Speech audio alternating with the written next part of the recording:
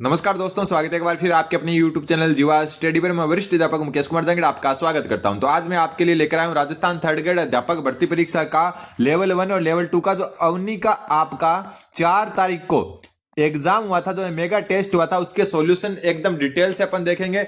Channel पर नहीं तो चैनल को सब्सक्राइब जरूर कर देना। तो पहला क्वेश्चन आज का हुआ है कि राजस्थान में न्यूनतम अनुसूचित जनजाति वाला जिला कौन सा है। बात हो रही है अनुसूचित जनजाति यानी कि एसटी की पूछा यहाँ पर। सबसे पहले अपन एससी और एसटी दोनों को जानते हैं। सबसे पहले अगर हम बात करें अनुसूचित जाति यानी कि एससी की बात करें तो यहाँ पर सर्वाधिक संख्या के आधार पर बता दूं मैं, संख्या के आधार पर जो है सर्वाधिक तो है जयपुर। ठीक है, ऊपर का चिन्ह जो बता रहा है वो जयपुर को बता रहा है, ध्यान में रख लेना। और न्यूनतम है वो है डूंगरपुर में। कहां पर है? डूंगरपुर में न्यूनतम। नीचे का चिन्ह मतलब न्यूनतम है। प्रतिशत के आधार पर, परसेंटेज के आधार पर जो है एससी सबसे ज्यादा है गंगानगर में। कहां पर है? श्री गंगानगर में अधिकतम है। और न्यूनतम कहां पर है? तो न्यूनतम वो डूंगरपुर में, प्रतिशत के आधार पर और संख्या के आधार पर भी। ठीक है। और कुल राज्य की जनसंख्या का 17.83% एससी जनसंख्या है, यह भी ध्यान में रखना है। फिर बात करते हैं एसटी की। एसटी जनसंख्या कुल राजस्थान की 13.05% है। ठीक है। इसकी अगर अपन बात करें संख्या के आधार पर, किसके आधार पर? संख्या के आधार पर बात करें तो सर्वाधिक ये उदयपुर में है, सर्वाधिक, और न्यूनतम ये बीकानेर में है। ठीक है। फिर बात करते हैं अपन प्रतिशत के आधार पर। प्रतिशत के आधार पर सर्वाधिक बांसवाड़ा में है और जो है आपका न्यूनतम नागौर में है। तो ये आपको ध्यान में रखनी है प्रतिशत के आधार पर।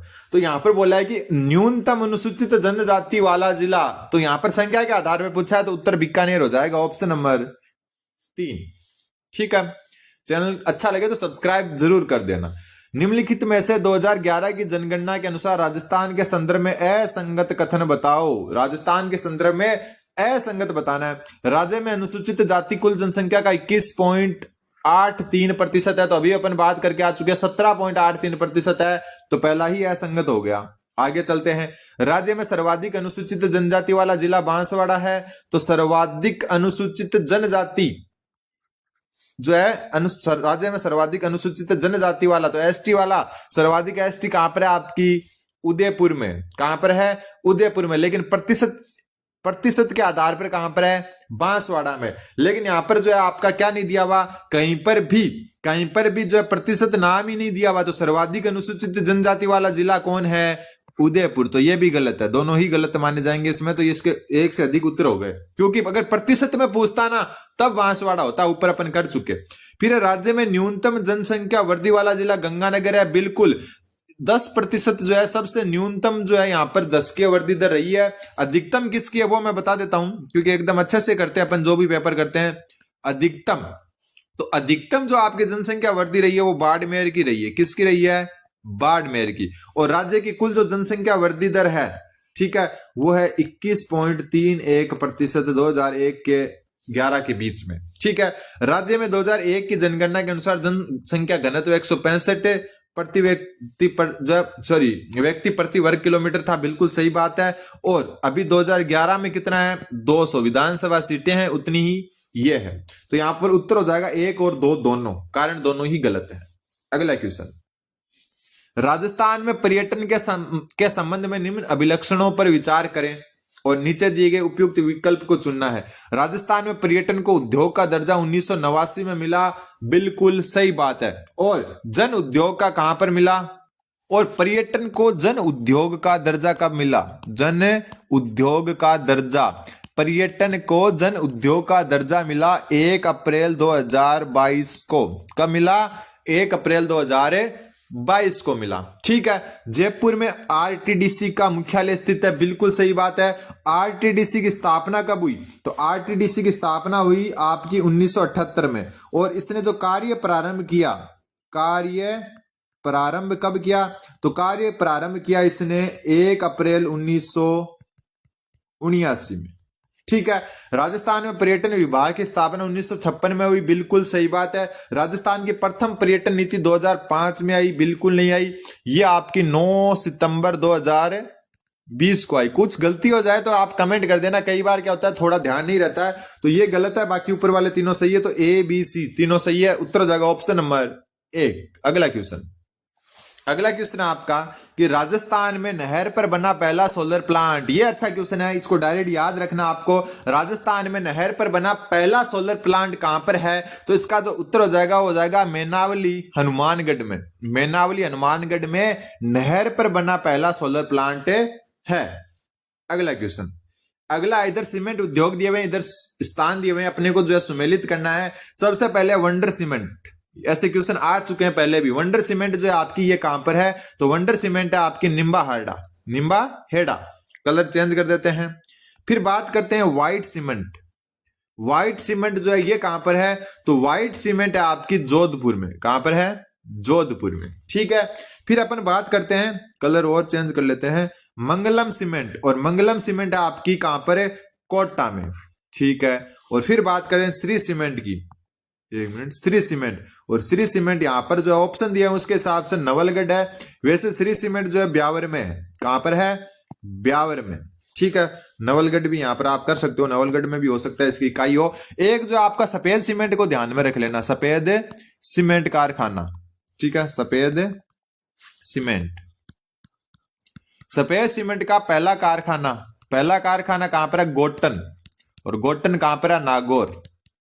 और ये एक चीज और ध्यान रखना, यहां जो है वह जेके व्हाइट सीमेंट। कौन सी है? जेके व्हाइट सीमेंट है। ठीक है, अब सबसे बड़ा कारखाना कहां पर है? सबसे बड़ा कारखाना किसका? व्हाइट सीमेंट का। तो ये खारिया खंगार। वैसे गोटन और खारिया खंगार एकदम पास है, लेकिन जिले चेंज हो जाते हैं। ये जोधपुर जिले में आ जाता है। ठीक है, एकदम पास में वैसे। और ये जो है सबसे बड़ा कारखाना है, और ये बिरला व्हाइट सीमेंट का है। किसका है? बिरला व्हाइट सीमेंट का। तो ये आपको ध्यान में रखनी है। अगला क्वेश्चन नंबर 6। इधर खनिज और इधर खनन क्षेत्र है, अपने को क्या करना है? सुमेलित करना है। तांबा मिलता है आपका सैनपुरी में। कहां पर है? सैनपुरी में। बात करें लोहा एस्क की, तो लोहा एस्क जो है आपका सर्वाधिक मिलता है कमलपुरा में। कहां पर है? कमलपुरा में। फिर बात करें सीसा एवं जस्ता की, तो सीसा एवं जस्ता मिलता है सर्वाधिक बरडालिया में। ठीक है, फिर आपका जो है बच गया कौन सा? मैग्नीज। और मैग्नीज जो है सर्वाधिक मिलता है तलवाड़ा में। कहां पर है? तलवाड़ा में। तो जो जिस कलर में है उससे सुमेलित है। तांबा सैनपुरी में, लोहा इसके कमलपुरा में, सीसा दस्ता जो है आपका वो है बरडालिया में, और मैग्नीज है वो आपकी तलवाड़ा में। अगला क्वेश्चन नंबर 7। निम्नलिखित में से कौन खरीफ की फसल नहीं है? बहुत अच्छा क्वेश्चन है कि खरीफ की फसल कौन सी नहीं है। सबसे पहले बात करें जो है मक्का खरीफ की फसल है। बाजरा के साथ साथ में सोयाबीन भी खरीफ की फसल है, और अरहर भी खरीफ की फसल है। ये आपको ध्यान में रखना है। ठीक है, एक ध्यान रख लेना, रबी की जो फसल है ना उसमें सिर्फ 2 ही दाल आती है, एक तो चना और एक मसूर। ये 2 दाल जो है ना, ये 2 दालें रबी में आती है। बाकी जितनी भी दालें, मूंग, मोठ, चवड़ा जो भी है वो सारा खरीफ में आता है। अड़सी आपकी रबी की फसल है, और ये इसका उत्तर हो जाएगा कि खरीफ की फसल कौन सी नहीं है। बाकी ध्यान में रख लेना, चना और मसूर, इन 2 दालों के अलावा जितनी भी दालें हैं वो सारी की सारी आपकी जो है खरीफ की फसल के अंतर्गत ही आती है। ठीक है, चवड़ा भी और चावल भी, ये दोनों के दोनों खरीफ में है। दोनों एक जैसे नाम है, चवड़ा चावल, लेकिन दिखने में बहुत अलग होते हैं। ये दोनों भी इसमें ही आते हैं, ये आपको थोड़ा सा ध्यान रखना है। एक ध्यान में रखना, सोयाबीन ये खरीफ में आता है, और एक सरसों आती है रबी में। ठीक है, कपास किस में आती है ये बताना आपको कमेंट में। क्या करना है? कपास, क्योंकि कई बार पूछ लेते हैं कि कपास किस में आती है। ठीक है, उत्तर पता होना चाहिए, कमेंट जरूर कर देना। फिर राजस्थान के निम्नांकित किन जिलों में लाल लोमी मृदा पाई जाती है? लाल लोमी या लाल लोम मृदा जो है कहां पाई जाती है? तो ये आपकी बांसवाड़ा और डूंगरपुर में पाई जाती है। कहां पर? बांसवाड़ा डूंगरपुर में। ये लाल पीली मिट्टी अजमेर के आसपास पाई जाती है, लाल पीली मिट्टी। ठीक है, और लाल लोम मृदा जो है बांसवाड़ा डूंगरपुर में पाई जाती है, और इसमें मक्का शायद सर्वाधिक होता है। मक्का चित्तौड़गढ़ के कुछ भाग में पाई जाती है ये। अगला, वन विभाग राजस्थान के प्रशासनिक प्रतिवेदन 2023-24 के अनुसार, बात देख लेना किसकी हो रही है? राजस्थान के प्रशासनिक प्रतिवेदन की हो रही है, ना कि ISFR रिपोर्ट की हो रही है, ना वन विभाग अलग से जारी जो रिपोर्ट करता है उसकी हो रही है। यहां पर प्रशासनिक प्रतिवेदन की बात हो रही है के अनुसार निम्नलिखित में से कौन से जिले का वनावरण प्रतिशत उसके कुल भौगोलिक क्षेत्र की दृष्टि से द्वितीय स्थान पर है? वनावरण प्रतिशत की भी बात हो रही है। एकदम सही बता रहा हूं, यह मत सोचना कि मैं तो ये पढ़ा है, क्योंकि 3 प्रकार की रिपोर्ट होती है, अपन थोड़ी कंफ्यूज हो जाते हैं। सर्वाधिक, सबसे पहले प्रतिशत की बात करें तो प्रतिशत में सर्वाधिक कौन है? प्रतिशत में सर्वाधिक है उदयपुर, सर्वाधिक 1% उदयपुर में, और दूसरे नंबर पर आपका प्रतापगढ़। ठीक है। अगर हम प्रतिशत के अलावा क्षेत्रफल की बात करें, किसकी बात करें? सर्वाधिक क्षेत्रफल कहां पर है? तो 1 नंबर पर तो उदयपुर है, और क्षेत्रफल में 2 नंबर पर फिर नाम चेंज होकर अलवर का आ जाता है। ठीक है। न्यूनतम भी बात कर लेते हैं, क्योंकि इतनी कर रहे हैं तो न्यूनतम को क्यों नाराज करें। तो न्यूनतम अगर हम प्रतिशत के आधार पर बात करें तो प्रतिशत के आधार पर न्यूनतम जो है वो है जोधपुर और चूरू में। जोधपुर और 1 नंबर जोधपुर, 2 नंबर चूरू। और जो है अपन क्षेत्रफल के आधार पर करें कि क्षेत्रफल में न्यूनतम कौन है, तो क्षेत्रफल में न्यूनतम की बात करें तो चूरू जो है 1 नंबर आ जाता है, और 2 नंबर आ जाता है हनुमानगढ़। हनुमानगढ़, ये ध्यान रखना आपको। दूसरे नंबर पर पूछा है कि प्रतिशत में द्वितीय स्थान पर कौन है, तो प्रतापगढ़ है। कौन है? प्रतापगढ़। ऑप्शन नंबर 1 उत्तर हो जाएगा। अगला क्वेश्चन, इधर पशु इधर नस्ल दी हुई है, कौन सा सुमेलित नहीं है वो बताना है। ऊंट की केरूपाल होती है, बिल्कुल होती है। भेड़ की जैसलमेरी होती है, बिल्कुल। भैंस की महसाना होती है, बिल्कुल होती है। ठीक है। इसका मूल स्थान जो है गुजरात है, इसका मूल स्थान है गुजरात है, इसका गुजरात। ठीक है। बकरी की जमुनापुरी होती है, बिल्कुल होती है। तो सारे के सारे सुमेलित है, तो ये प्रश्न ही गलत है। अगला क्वेश्चन, क्वेश्चन नंबर 11, निम्नलिखित कथनों पर विचार कीजिए और नीचे दी गई कूट से सही उत्तर का चयन कीजिए। चंबल परियोजना मध्य प्रदेश व राजस्थान का संयुक्त उद्यम है, बिल्कुल सही बात है। पहला तो एकदम सही है। गांधी सागर बांध का निर्माण तृतीय चरण में हुआ। गांधी सागर जो बांध है उसका जो है तृतीय चरण में हुआ, ये गलत है। कैसे गलत है बात करेंगे। जवाहर सागर बांध का निर्माण प्रथम चरण में हुआ, गलत है। चंबल परियोजना की बात करें तो चंबल परियोजना जो है उसमें सबसे पहला फर्स्ट जो हुआ था चंबल परियोजना में, सबसे पहले चरण में गांधी सागर, किसका? गांधी सागर बांध, और प्लस में कोटा जो बांध है उसका, या कोटा बैराज कहते हैं, इसका निर्माण हुआ था, कोटा बैराज का। दूसरे चरण में किसका हुआ? दूसरे चरण को ध्यान में रख लेना, इसमें राणा प्रताप सागर का हुआ। किसका? राणा प्रताप सागर का निर्माण हुआ, और ये जो है रावत बाटा में है, रावत बाटा चित्तौड़गढ़ में। और तीसरे चरण में जो है निर्माण हुआ था वो हुआ था आपका जो है जवाहर सागर बांध का। किसका? जवाहर सागर बांध का, सागर बांध का। तो ये आपको ध्यान में रखना है। तो केवल ए सही है इसमें, उत्तर ऑप्शन नंबर 1 हो जाएगा। जो ये नोट कर लेना, स्क्रीनशॉट ले लेना। पहले जो चरण है उसमें गांधी सागर और कोटा बैराज का हुआ, दूसरे चरण में राणा प्रताप सागर और रावत बाटा, जो रावत बाटा में उसका हुआ, और तीसरे में जवाहर सागर बांध का हुआ। अगला क्वेश्चन, क्वेश्चन नंबर 12, 12वां क्वेश्चन बोल रहा है निम्नलिखित में से कौन सा एक युग मुख्य नदी और सहायक नदी का सही सुमेलित नहीं है। चंबल की सहायक काली सिंध है, बिल्कुल सही बात है। आहू नदी भी इसकी सहायक है। चंबल की तो बहुत ज्यादा सहायक नदियां हैं, नाम से पता चल जाता है। बनास की इराऊ है, तो बनास की इराऊ बिल्कुल नहीं है। इराऊ है माही की सहायक, किसकी है? जिसको ईरू भी कहते हैं, इराऊ या ईरू कहते हैं, और ये माही की सहायक है, तो ये सुमेलित नहीं है। ठीक है। माही की मोरेन है, बिल्कुल सही। एक बनास की है जिसका नाम मोरेल है। मोरेन और मोरेल दोनों अलग अलग है। मोरेल जो है वो बनास की है, और मोरेन जो है माही की। लूणी की सागी है, बिल्कुल लास्ट में ये आ रहा है तो लूणी की होने के चांस रहते हैं। एक साबी नदी है। साबी नदी जो है ये है आपकी एकमात्र नदी, एकमात्र नदी जो राजस्थान से हरियाणा जाती है। ठीक है। उत्तर दिशा में प्रवाहित होती है, ध्यान में रखना। साबी इसकी सहायक नहीं है, ये अलग से है। अगला क्वेश्चन, निम्नलिखित में से कौन सा कथन सत्य असत्य नहीं है? असत्य नहीं है मतलब सत्य है। उड़िया पठार आबू से 260 मीटर ऊंचा है। आप बात आबू की हो रही है, गुरु शिखर की नहीं हो रही है, ध्यान में रख लेना। गुरु शिखर की नहीं हो रही है, बात हो रही है आबू की। तो आबू से भी 260 मीटर नहीं 360 मीटर ऊंचा है, तो ये गलत हो गया आपका। उड़िया पठार कहां लिखूं? यहां लिख देता हूं। उड़िया पठार सिरोही में है। ठीक है। उड़िया पठार के बारे में लिख देता हूं मैं, उड़िया का पठार। उड़िया पठार राजस्थान का सबसे ऊंचा पठार है, राजस्थान का सबसे ऊंचा पठार है। और ये आबू से 200 नहीं 360 मीटर ऊंचा है। ठीक है। आबू का मतलब कोई गुरु शिखर की बात नहीं कर रहा मैं, माउंट आबू से। आबू मतलब आबू जगह है उससे इतना ऊंचा है, बाकी गुरु शिखर से तो नीचा है, क्योंकि हाईएस्ट पीक पॉइंट ही गुरु शिखर है। ठीक है। 56 का मैदान बनास बेसिन का हिस्सा नहीं है, यह भी गलत है। ये माही बेसिन का हिस्सा है। किसका? माही बेसिन का हिस्सा है। ठीक है। फिर बनास बेसिन को स्थानीय भाषा में वागड़ नहीं नहीं माई बेसिन है यहाँ पर भी, तो ये भी गलत है। बूंदी की पर्वत श्रृंखला दोहरी पर्वतमाला, ये सही बचा है, तो इसका मतलब ये ध्यान में रख लेना, बूंदी की जो पहाड़ियां हैं वो दोहरी पर्वतमाला है। उत्तर हो जाएगा ऑप्शन नंबर 4। फिर निम्नलिखित में से राजस्थान की जलवायु का नियंत्रक है, मतलब प्रभावित कौन करता है, जलवायु को प्रभावित करने वाला कौन है, ऑप्शन में वो पूछा है। तो मृदा अपरदन से जलवायु प्रभावित नहीं होती है, जो है आपका मतलब मृदा अपरदन से जो है फसलें वगैरह प्रभावित हो सकती है, तो ये गलत हो गया। कृषि क्षेत्र का विस्तार से जलवायु का कोई फर्क नहीं है, ठीक है। सिंचित क्षेत्र से जलवायु पर कोई फर्क नहीं पड़ता, प्रदूषण होना, भूमि बंजर होना वो अलग चीज होती है, ठीक है।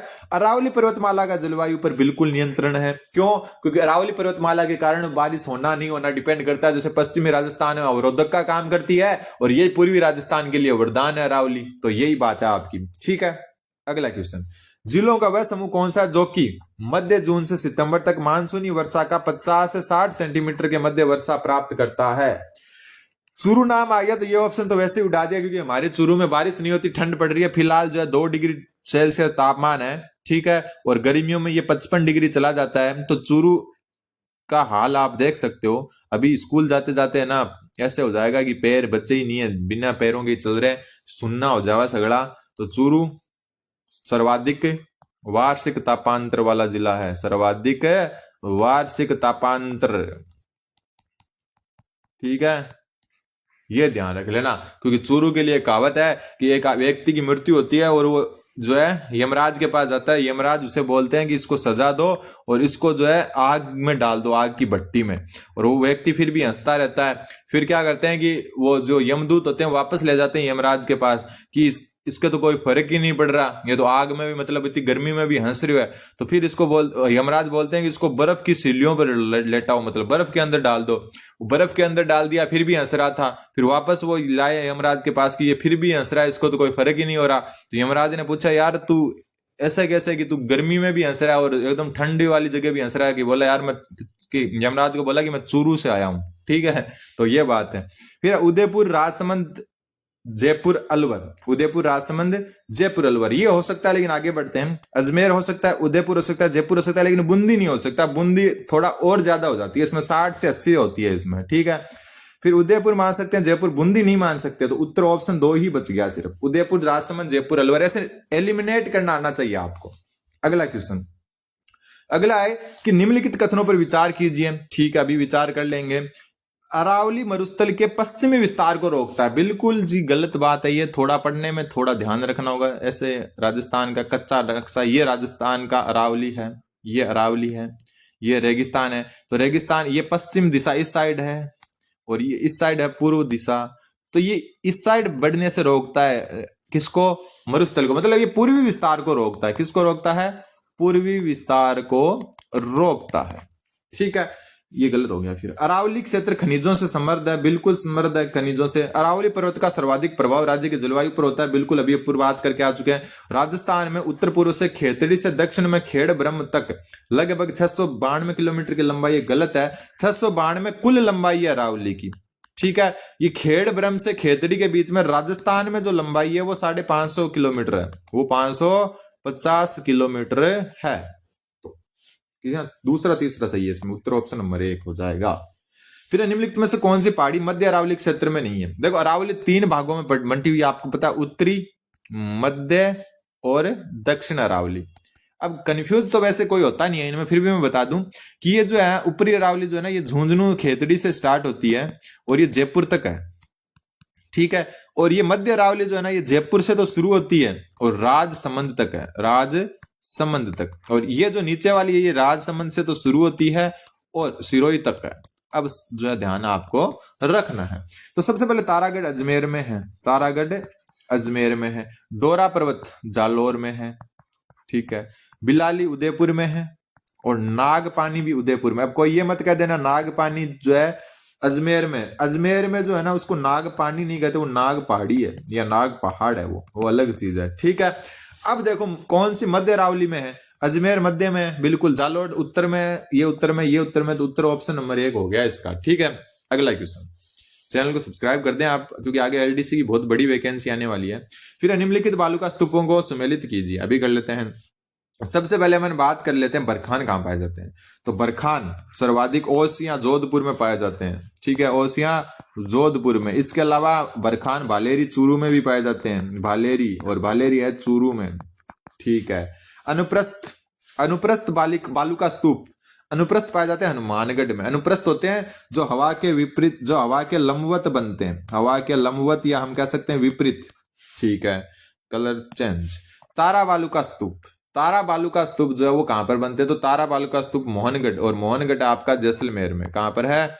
जैसलमेर में, यहां बनते हैं। फिर बात करते हैं अपन आगे, और क्योंकि सारों की कर ही लेते हैं, पवनानुवर्ती यानी पवन की दिशा में, रेखे भी कह सकते हैं इनको, ये बाड़मेर में बनते हैं। कहां पर बनते हैं? बाड़मेर में। जो जो जिस कलर में लिखा हुआ है उससे सुमेलित है। बरखान ओसिया में, अनुप्रस्थ हनुमानगढ़ में, तारा बालू का मोहनगढ़ में, और पवनानुवर्त जो है आपके बाड़मेर में। फिर है असंगत युग्म को अलग करें।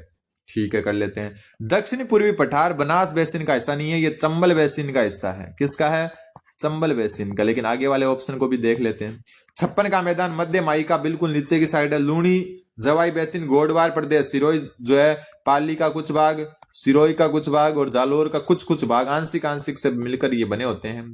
ठीक है, शेखावटी प्रदेश को बांगड़ प्रदेश कहते हैं, और यहाँ पर बोले जाने वाली बोली बांगड़ी, बागड़ी कहते हैं, जिसको बांगड़ी तो नहीं कहते, बागड़ी।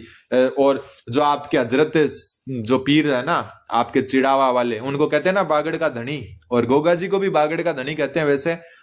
तो शेखावाटी प्रदेश को बांगड़ प्रदेश कहते हैं वैसे। ठीक है, लेकिन हनुमानगढ़ भी इसमें कई बार शामिल कर लिया जाता है, बागड़ी बोली भी इसी क्षेत्र में बोली जाती है। ठीक है, तो यहां पर असुमेलित ऑप्शन नंबर 1 हो गया। फिर जिला एवं राजस्थान सरकार के वन विभाग द्वारा जारी शुभंकर में त्रुटि पूर्ण युग्म को पहचानिए। नागौर का राजहंस है, बिल्कुल। जोधपुर का कुर्जा है, बिल्कुल। जालौर का भालू है, लेकिन गंगानगर का कौन है? चिंकारा।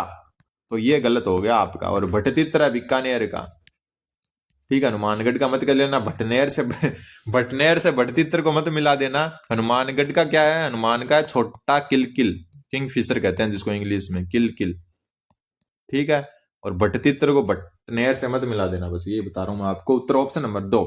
फिर है थल्ली, थल्ली बोली जाती है बाड़मेर में, थल्ली बोली। ठीक है, गोडवाड़ी बोली जाती है सिरोही के कुछ क्षेत्र में। किन बोली रूप बोले हैं? तो बाड़मेर में कौन सी बोली सी? मारवाड़ी बोली सी भाई साहब, तो मारवाड़ी को उत्तर हो जी सी।